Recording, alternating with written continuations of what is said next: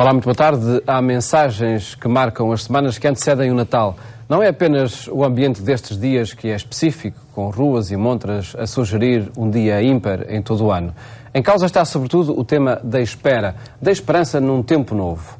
É essa a mensagem de textos da Bíblia que se escuta nas Eucaristias de domingo. As do próximo serão analisadas nos próximos minutos pela irmã Luísa Almendra, professora de Sagrada Escritura da Universidade Católica Portuguesa, e o cônego António Rego, jornalista. Muito boa tarde e obrigado por estarem neste programa. Irmã Luísa Almendra, que centralidade tem este tema da esperança, da espera na Bíblia? A Bíblia vive, sobretudo em determinados momentos em que o povo de Israel sofre, faz determinadas experiências, vive uma espera do Messias. Há sobretudo esta dimensão de uma esperança messiânica, uma espera de Deus na história, que vai alimentando, vai assegurando ao povo de Israel que as circunstâncias históricas que ele vive, que podem ser muito adversas, não são a última palavra, não são o definitivo, não é? E, portanto, há uma caminhada já que o povo de Israel fez sempre nesta dimensão de esperança. Claro que muitas vezes esta esperança estava associada, segundo a sua compreensão, a uma dimensão muito política, muito social, não é? Embora, porque não se distinguia tanto o religioso do social e do político, não é? No Novo Testamento, né, os primeiros cristãos vão integrar essa esperança na vinda de Jesus Cristo, não é? Vão fazer essa passagem dessa esperança messiânica para a vinda de Jesus Cristo. É um tema central destas semanas do Advento, Padre Rego? É um tema central e hoje estamos no domingo Gaudete. Gaudete. Alegrai-vos. Isto quer dizer, como sabemos, a Igreja tem 2 tempos especiais de preparação para grandes festas. Tem um Advento, 4 semanas de preparação para o Natal, depois tem os 40 dias da Quaresma para a preparação da Páscoa. É interessante que tanto num como no outro há uma espécie de corte, de interregno, porque se considera um tempo penitencial, um tempo de abstenção, de concentração, de renúncia, de preparação. Também o Advento era muito visto, não apenas como um tempo de grande alegria, mas de interioridade e até de jejum e de penitência para a vinda do Messias. Bom, mas o que é que acontece? É cortado um desses domingos, aqui o Gaudete e na Quaresma o domingo Letara. Temos o domingo Gaudete, que é de facto uma grande festa. Toda a liturgia de hoje é um irromper nesta festa, um esquecer, digamos, toda a penitência. Os próprios paramentos já não são roxos, são cor-de-rosa, o que quer dizer que a Igreja está em festa. E porquê? Porque suspende a penitência para festejar a alegria de quem está para chegar. Como o povo diz, o melhor da festa é esperar por ela. E por isso, esta esperança que nós temos no Messias que há de vir, alegra-nos já o coração. E toda a liturgia de hoje está voltada para esta espera, depois é concretizada tanto em Isaías como no Evangelho de Mateus. E comecemos então por analisar esse texto do Evangelho de Mateus, no capítulo 11, onde essa espera não só se sentiu, como se expressou.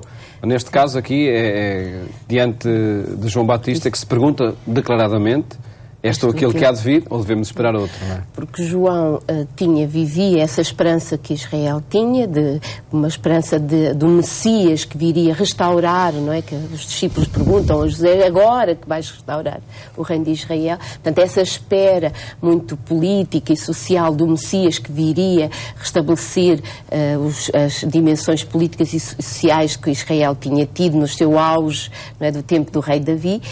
João Batista também vivia a esperança do Messias assim. E por isso ele manda perguntar a Jesus, não é?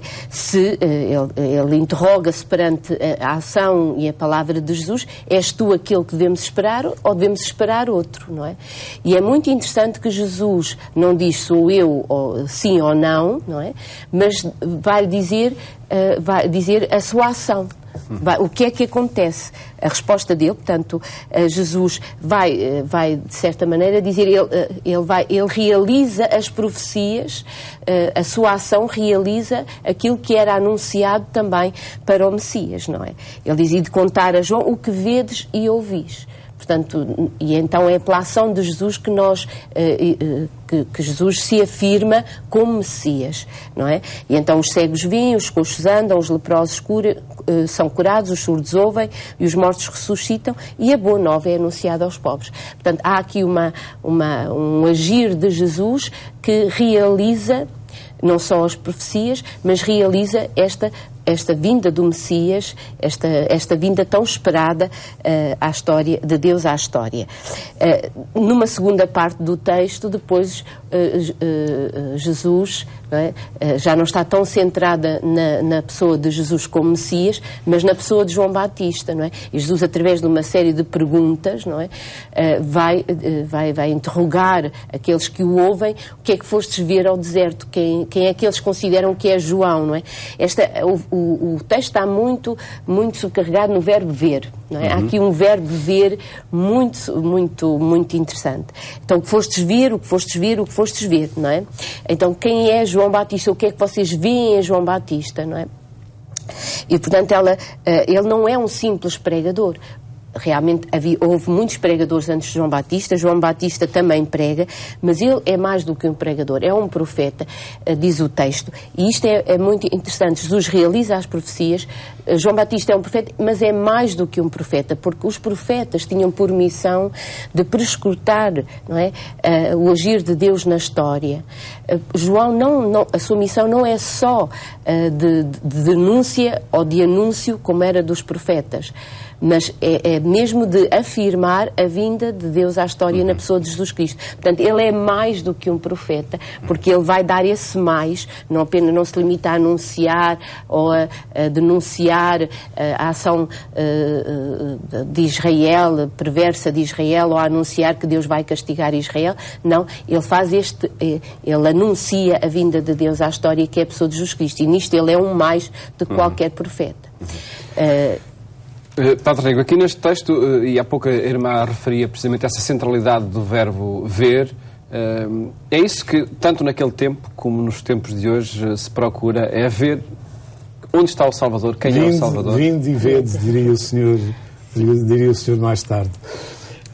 Gosto muito de ver estas duas figuras, aparentemente até duas pessoas quase em conflito, num aparente conflito. Os discípulos levavam recados de um lado para o outro. Jesus falava com João Batista. Jesus era parente de João Batista, foi batizado por João Batista, e até se diz que passaram algum tempo em cosicénios, não é? Não sei se está demonstrado isso, mas não eram duas figuras desconhecidas. Entretanto, como tinham pregações por vezes separadas, os discípulos queriam clarificar, porque João Batista era de tal forma empolgante e duro, que alguns perguntariam se ele era o Messias ou não.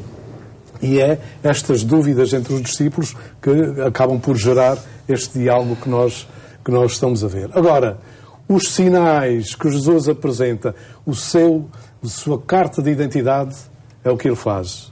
E dizer a João Batista: os cegos veem, os coxos andam, os mortos ressuscitam, os leprosos são curados e a boa nova é anunciada aos pobres. Esta reafirmação do seu critério, dos seus princípios, acabam por ser a sua identidade, que de resto nós iremos ver hoje, que acaba já por ser lançada quase com as mesmas palavras por Isaías na primeira leitura. E são esses tempos que se esperam? Essa nova realidade? É essa nova realidade que está, digamos, que a gente olha e diz assim, mas isso ainda não está completamente realizado. Talvez Santiago é que nos vem dar a resposta depois de dizer: as horas, o tempo de Deus não é o vosso, não tem um relógio igual ao vosso.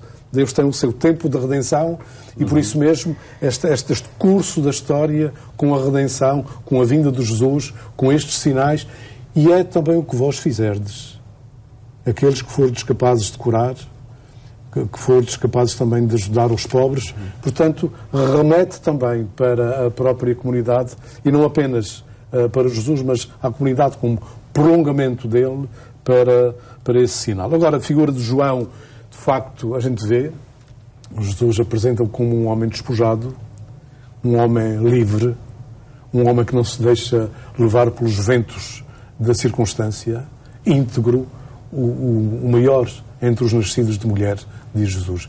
E esta figura de João Batista, que é, por assim dizer, um ponto de passagem entre o Antigo e o Novo Testamento, ali ainda tem linguagens às vezes um bocado frontais que parecem do Antigo Testamento e que depois em Jesus estão muito mais humanizadas, adoçadas, já fora do deserto, mas é uma figura de facto central. E eu recordo aqui quando Maria e Isabel se encontraram, eles se encontraram os quatro, não é?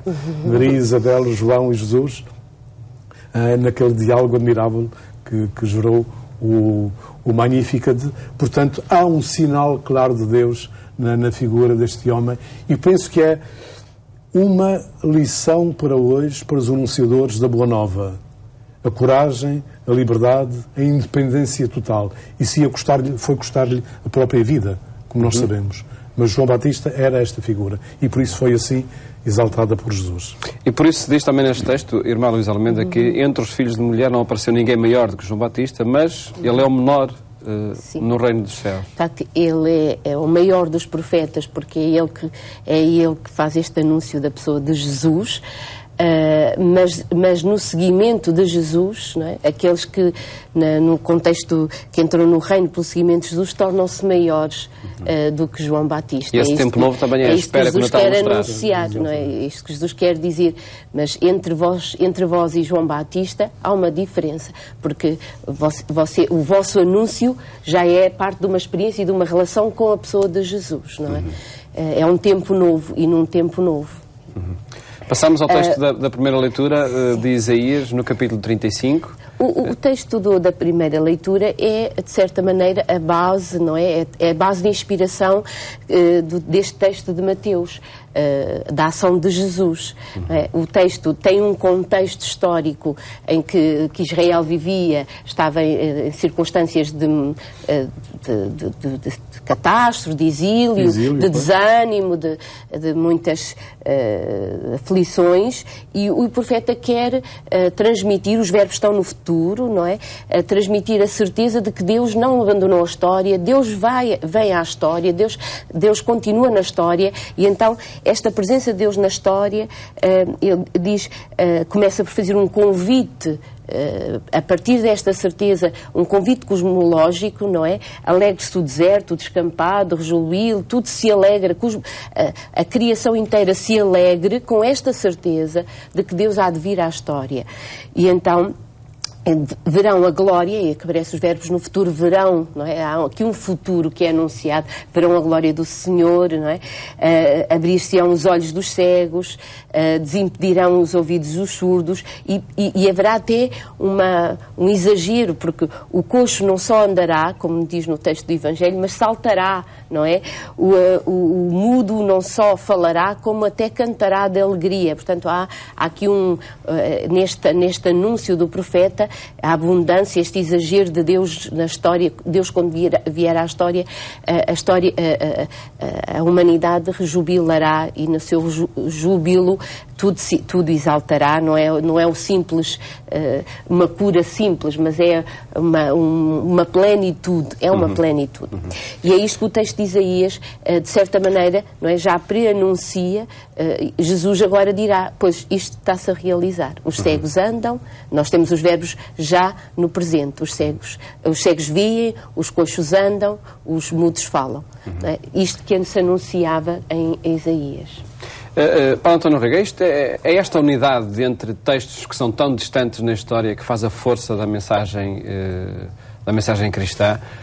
Porque, de facto, temos aqui um texto de Isaías e depois uma sintonia enorme num outro, já com Jesus no centro. O resto de Jesus diz muitas vezes que vem cumprir o que estava anunciado. E aqui Isaías, digamos, é o especialista do deserto, é o que quer preparar no deserto a passagem dos que regressam do exílio. É o profeta dos impossíveis, que vão nascer de lá flores, quando se sabe positivamente que é muito difícil surgirem essas flores. Vai animar os que estão desanimados, vai dar força aos que estão, digamos, desfalecidos. E julgo que esta é uma função messiânica também em relação à própria humanidade. Mas é importante nós não remetermos tanto Isaías como João Batista, como Jesus, a ontem. Eu acho que hoje nós temos nas nossas figuras, nas nossas realidades sociais, eclesiais, políticas, culturais, temos esta realidade. Temos desertos, temos exilados, temos vítimas, temos gente que está perdida e que precisa ser amparada. Primeiro, pela esperança, porque acho que muitas vezes o coração do homem de hoje está amargurado, está desiludido, está supercarregado de stresses, de distensões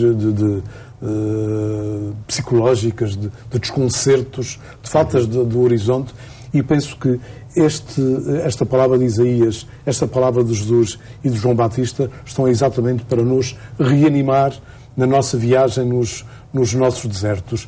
E isto acontecendo no tempo do Advento dá-nos uma garantia que a vinda de Jesus é o coroamento, toda esta passagem e o regresso também dos nossos exílios.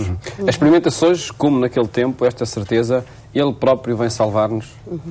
Ele próprio vem salvar-nos, porque isso é importante, porque não é a soma matemática das nossas ações que salva o mundo, mas é a salvação que ele nos traz. E muitas vezes nós vemos isto também na própria Bíblia, que nós não somos salvos pelos nossos méritos, pelas nossas muitas ações ou heroísmos, mas pelo dom que ele nos concede. São Paulo também é muito claro nisso, na afirmação da graça e da ação. E por isso é este Senhor, Jesus, que vem encarnar, que depois vai ter o itinerário que nós já sabemos a posteriori, mas que este itinerário aquela subida para Jerusalém, onde ele vai contando os segredos todos do Pai, onde vai acolhendo todos os que necessitavam, onde vai depois na área da condenação até ao fim, até à sua morte e até à sua ressurreição. Isto é uma prefiguração da evolução da própria humanidade salva. Mas foi por ele. O resgate é dele. O preço foi a vida que ele deu por nós. E passamos ao texto da segunda leitura da Epístola de Santiago. Em contexto, irmã Luís Almendra, se dão esses conselhos ou se formulam essas advertências, esperai com paciência a vinda do Senhor está próxima. Há um contexto muito concreto destas palavras de Tiago, que ele fez um conjunto de exortações na carta para os ricos, para aqueles que têm muitos bens, para aqueles que têm muitas posses, e depois, a certa altura, dirige-se para aqueles que estão numa situação mais desfavorável, os pobres, e faz este apelo: esperai com paciência a vinda do Senhor.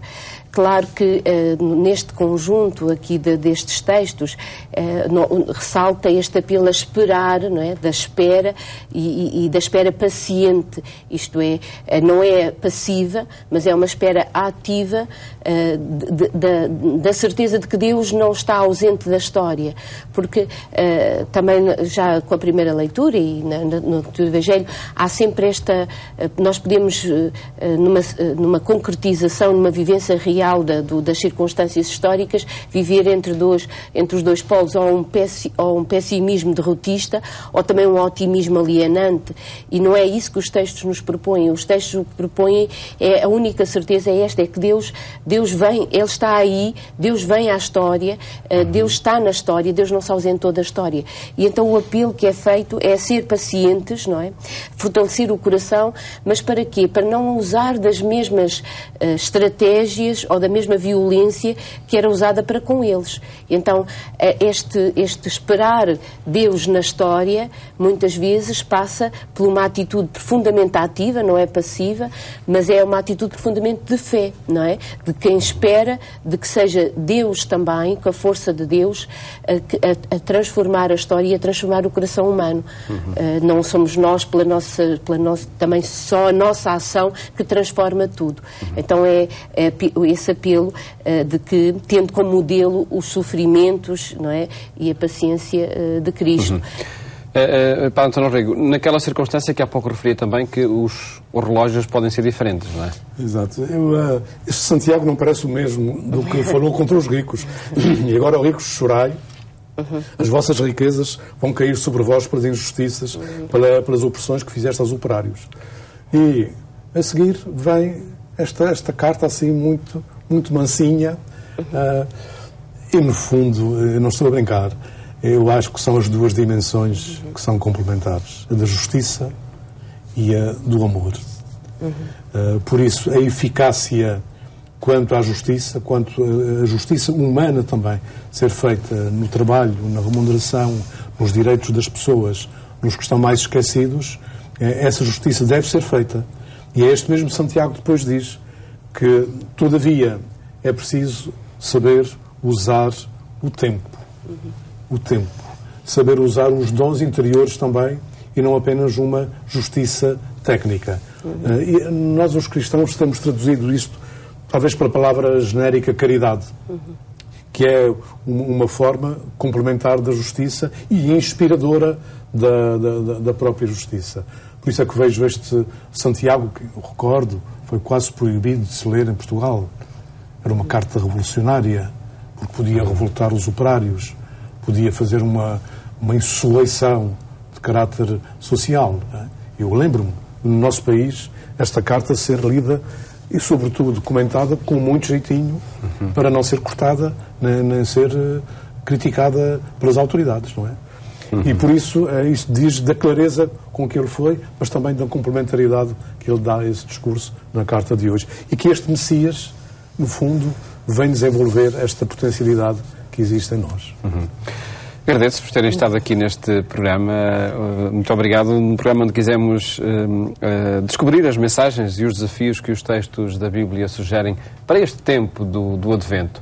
Votos de bom domingo, um ótimo fim de semana. Até à próxima segunda-feira, se Deus quiser.